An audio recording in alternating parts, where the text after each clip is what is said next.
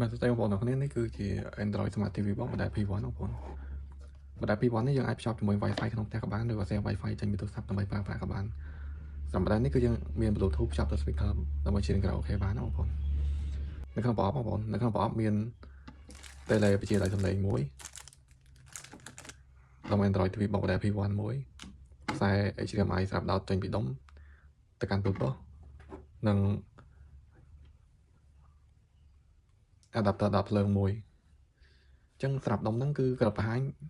បានត្រឹម Full HD 1080បងប្អូនប៉ុន្តែ Full HD 1080ហ្នឹងគឺច្បាស់មែនទែន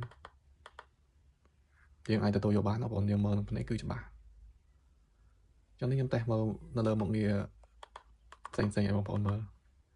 វាសម្រាប់ប៉ុសទូទស្សន៍ជាតិប៉ុសអន្តរជាតិគឺមានទាំងអស់ក្នុងហ្នឹងហើយជាភាសាខ្មែរទេបងប្អូនមើលគឺឃើញច្បាស់ភាសាខ្មែរ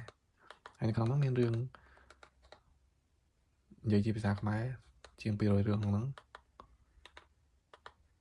មានប៉ុសមានរឿងភាគជាង20រឿងក្នុងហ្នឹងស្រាប់ប៉ុសទូទស្សន៍គឺយើងចុចចេញមកប៉ុសខ្មែរគឺយើងមានទាំងអស់ហេតុអីក៏ដឹងរឿងចិត្តនេះចិត្តមិនវង្វេងកម្លាំងការផ្លាស់ប្ដូរប៉ុសឲ្យស្រួលទេបងប្អូនយើងចុចលើប៊ូតុងលើ tele នេះនៅបកពិសេសរៀបការគ្នាហើយហើយក្រោយខ្លាចតែសុចរិតនិងទុច្ចរិតបើចេះលេងដឹងហើយស្វែងអត់តន់មិនតន់តែ4ចេញមកផ្លែសាប់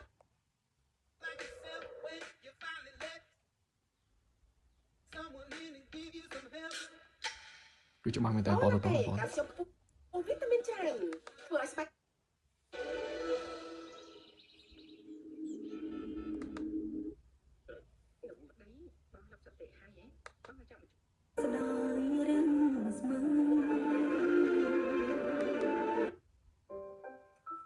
ខ្ញុំមកពេញចិត្តពីទង្វើរបស់ប៉ាដែលប៉ានេះវាយម៉ាស់ហើយនឹងស្រីឡើងនៅក្នុងហាងនោះទង្វើបែបនេះចាំបាត់សុខភាពនិងសុខសាន្តហើយសម្រាប់ដុំនេះផងដែរគឺមុខ YouTube យើងអាចបញ្ជាសំឡេងចេញពី tele នេះបានបងប្អូនចុះឧទាហរណ៍ថាយើងចង់ស្វែងរកបទចម្រៀងមួយដើម្បីស្ដាប់ឬក៏យើងចង់ច្រៀងខារ៉ាអូខេយើងអាចបញ្ជាចេញពី tele នេះបាននៅក្នុងកម្មវិធីយើងចុចអូខេមួយ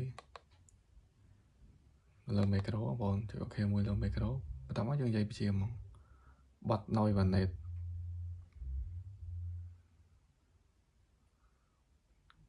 គឺដុំហ្នឹង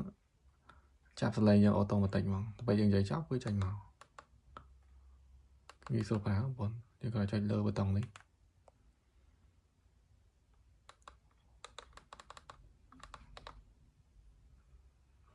បន្ទាប់មកយើងនិយាយបទប្រៀបប្រវត្តិ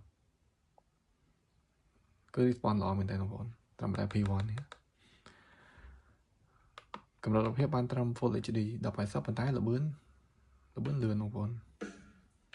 ចុះបងប្អូនត្រូវការចង់ត្រឹមទស្សនាកម្សាន្ត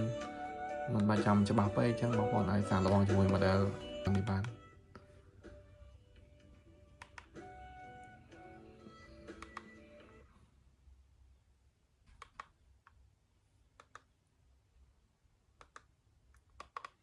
អរគុណច្រើនបងប្អូន